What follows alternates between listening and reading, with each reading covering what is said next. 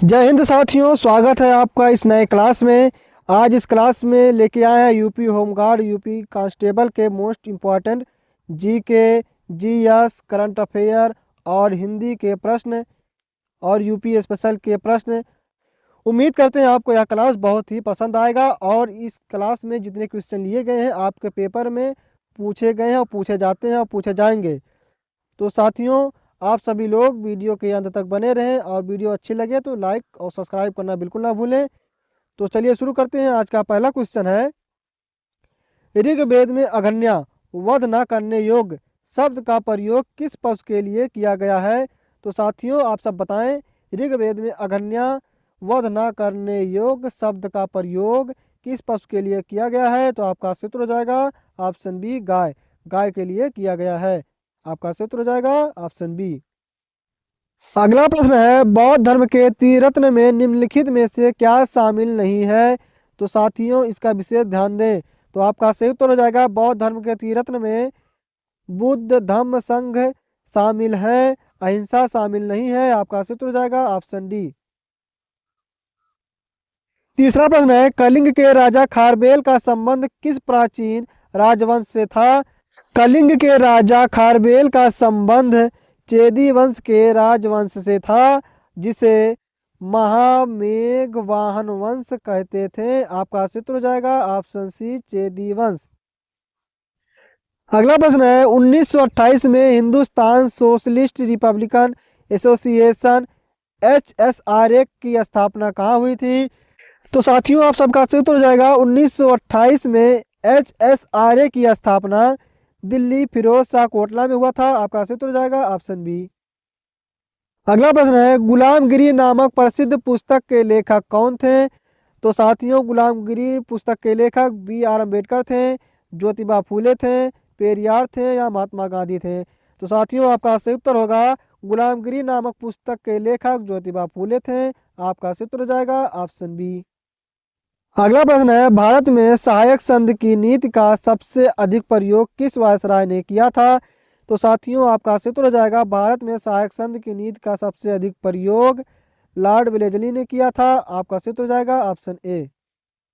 अगला प्रश्न है, फ्रांस की क्रांति के दौरान टेनिस कोर्ट की शपथ किस वर्ष हुई थी? तो साथियों, फ्रांस की क्रांति के दौरान टेनिस कोर्ट की शपथ 20 जून 1789 में हुआ था। आपका सूत्र हो जाएगा ऑप्शन सी, 1789। अगला प्रश्न है, द्वितीय विश्व युद्ध के दौरान जापान के हिरोशिमा पर गिराए गए परमाणु बम का गुप्त नाम क्या था? तो साथियों, आपका सही उत्तर हो जाएगा, द्वितीय विश्व युद्ध के दौरान जापान के हिरोशिमा पर गिराए गए परमाणु बम का गुप्त नाम लिटिल बॉय था। आपका सूत्र हो जाएगा ऑप्शन बी। 6 अगस्त 1945 को हिरोशिमा पर लिटिल बॉय और 9 अगस्त 1945 को नागासाकी पर फैट मैन गिराया गया था। आपका सूत्र हो जाएगा ऑप्शन बी। अगला प्रश्न है, विश्व की पहली महिला प्रधानमंत्री कौन थी? तो साथियों, आप सभी का सूत्र हो जाएगा, विश्व की पहली महिला प्रधानमंत्री श्री माबो भंडार नायके थी। आपका सूत्र हो जाएगा ऑप्शन सी। 10वां प्रश्न है, बस्टन ली पार्टी 1773 की घटना का संबंध किस देश की क्रांति से है? तो साथियों, आपका सूत्र हो जाएगा, बस्टन टी पार्टी 1773 की घटना का संबंध अमेरिका क्रांति से है। आपका सूत्र हो जाएगा ऑप्शन बी। आपका 11वां प्रश्न है, भारत में कर्क रेखा कुल कितने राज्यों से होकर गुजरती है? तो साथियों, आपका सूत्र हो जाएगा, भारत में कर्क रेखा कुल 8 राज्यों से होकर गुजरती है। आपका सूत्र हो जाएगा ऑप्शन बी। गुजरात, राजस्थान, मध्य प्रदेश, छत्तीसगढ़, झारखंड, पश्चिम बंगाल, त्रिपुरा और मिजोरम से होकर गुजरती है। आपका सूत्र हो जाएगा ऑप्शन बी। आपका अगला प्रश्न है, अंडमान को निकोबार द्वीप समूह से अलग करने वाला चैनल कौन सा है? तो साथियों, आपका सूत्र हो जाएगा, अंडमान को निकोबार द्वीप समूह से अलग करने वाला चैनल 10 डिग्री चैनल है। आपका सूत्र हो जाएगा ऑप्शन सी। अगला प्रश्न है, दक्षिण भारत की गंगा किस नदी को कहा जाता है? तो साथियों, आपका सूत्र होगा, दक्षिण भारत की गंगा जो है वह कावेरी नदी को कहा जाता है। आपका सूत्र हो जाएगा कावेरी। ऑप्शन भी सही है। अगला प्रश्न है, विश्व का सबसे बड़ा जलप्रपात एंजिल जलप्रपात किस देश में स्थित है? तो साथियों आपका सही उत्तर हो जाएगा विश्व का सबसे बड़ा जलप्रपात एंजिल जलप्रपात दक्षिण अमेरिका देश के वेनेजुएला में स्थित है। आपका सही उत्तर हो जाएगा ऑप्शन सी वेनेजुएला।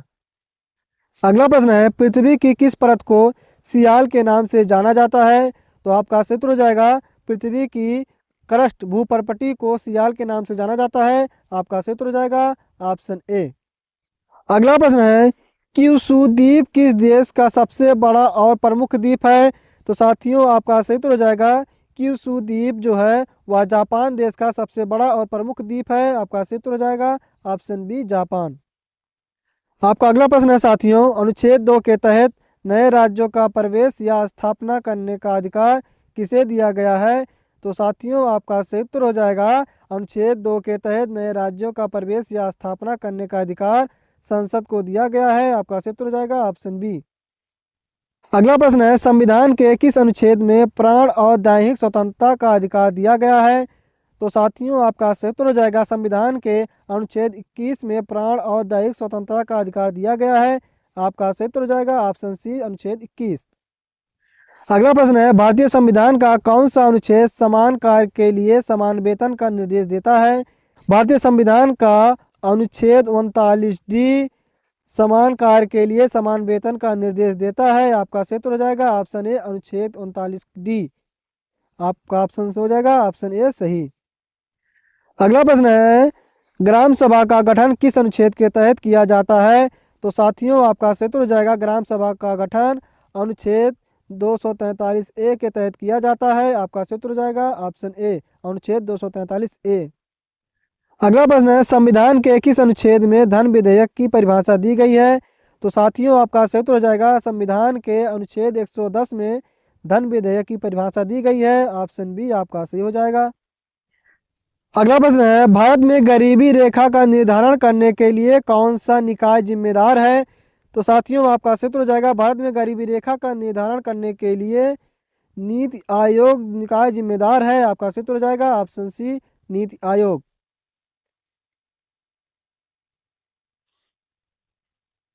अगला प्रश्न है भारत में राष्ट्रीय आय की गणना सबसे पहले किसने की थी?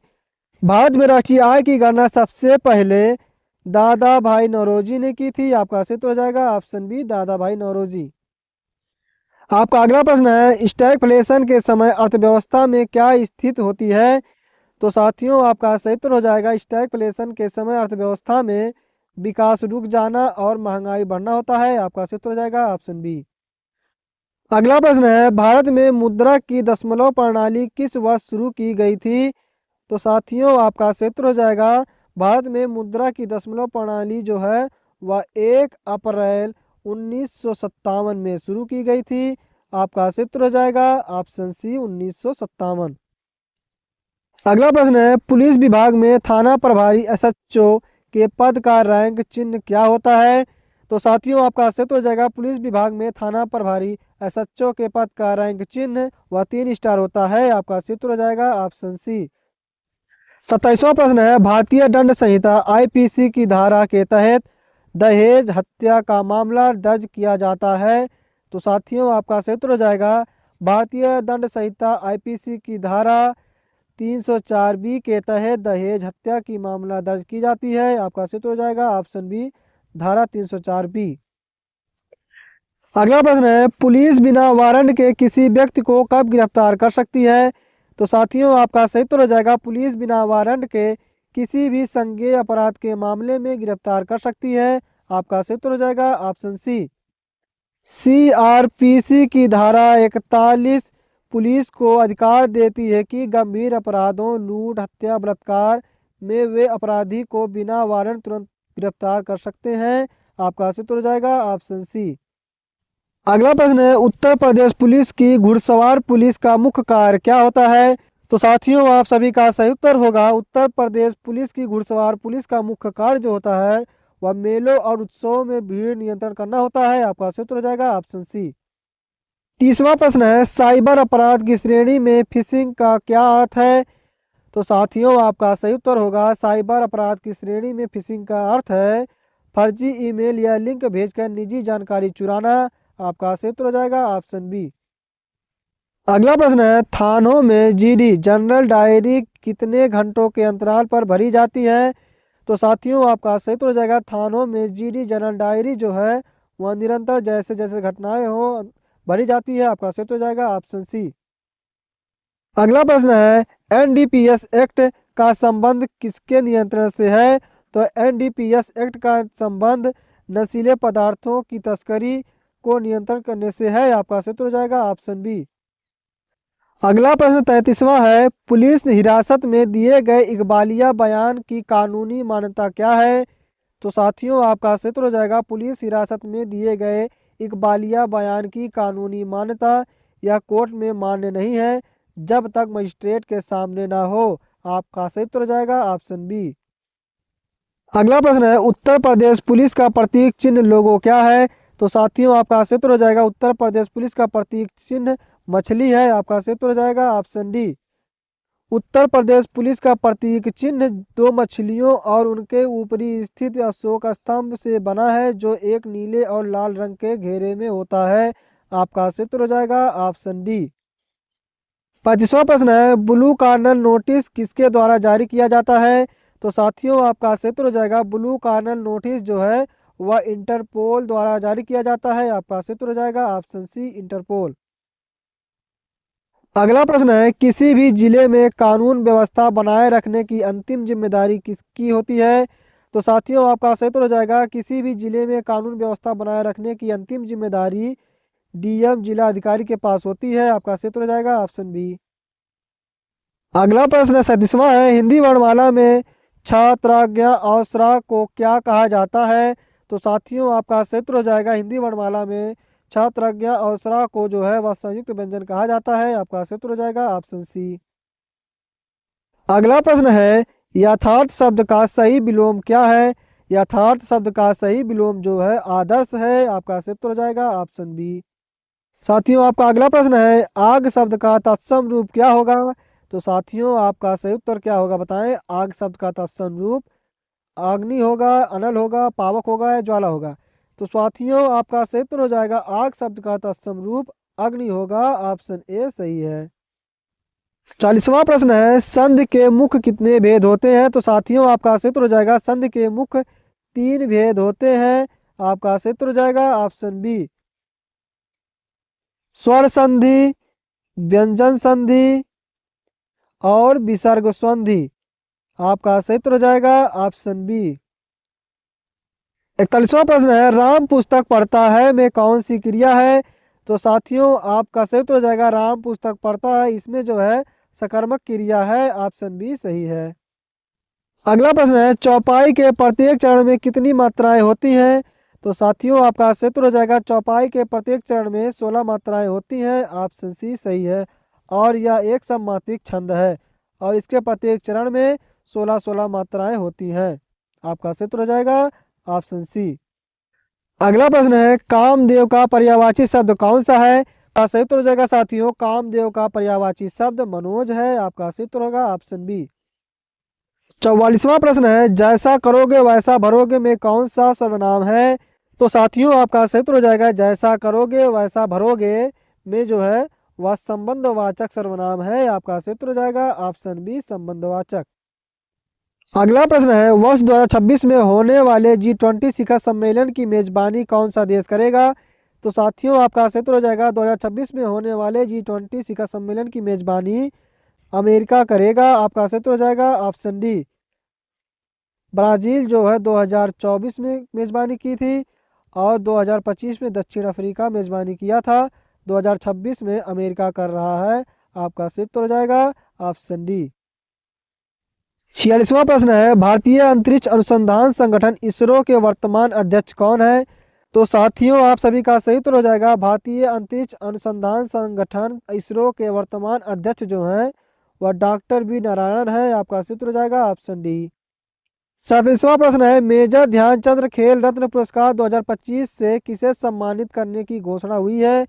तो साथियों आपका सही उत्तर हो जाएगा, मेजर ध्यानचंद खेल रत्न पुरस्कार 2025 से हरमनप्रीत सिंह को सम्मानित किया गया है। आपका सही उत्तर हो जाएगा ऑप्शन सी। भारतीय पुरुष हॉकी टीम के कप्तान हरमनप्रीत को 2025 में प्रतिष्ठित मेजर ध्यानचंद खेल रत्न पुरस्कार से सम्मानित किया गया है? आपका सही उत्तर हो जाएगा ऑप्शन सी। 48वां प्रश्न है, हाल ही में किस देश ने दुनिया की पहली AI चाइल्ड कृत्रिम बच्चा विकसित की है? तो साथियों आपका सही उत्तर हो जाएगा चीन देश ने दुनिया की पहली AI चाइल्ड रोबोट विकसित की है। आपका सही उत्तर हो जाएगा ऑप्शन सी, चीन। 49वां प्रश्न है, ग्लोबल हंगर इंडेक्स 2025 में भारत का कौन सा स्थान है? तो साथियों आपका सही उत्तर हो जाएगा ग्लोबल हंगर इंडेक्स 2025 में भारत का 102वां स्थान है। ऑप्शन बी सही है। आज का अंतिम प्रश्न है, उत्तर प्रदेश के किस जिले को इत्र नगरी के नाम से जाना जाता है? और आप सभी लोग इस क्वेश्चन का आंसर कमेंट बॉक्स में बताएं और ये भी बताएं कि आप 50 क्वेश्चन में से कितने क्वेश्चन सही किए हैं। आप अपना स्कोर कमेंट बॉक्स में शेयर करें और अभी तक PS क्विज वाला को सब्सक्राइब नहीं किया है तो सब्सक्राइब कर लें, वीडियो को लाइक कर लें। मिलते हैं एक नई क्लास के साथ। धन्यवाद।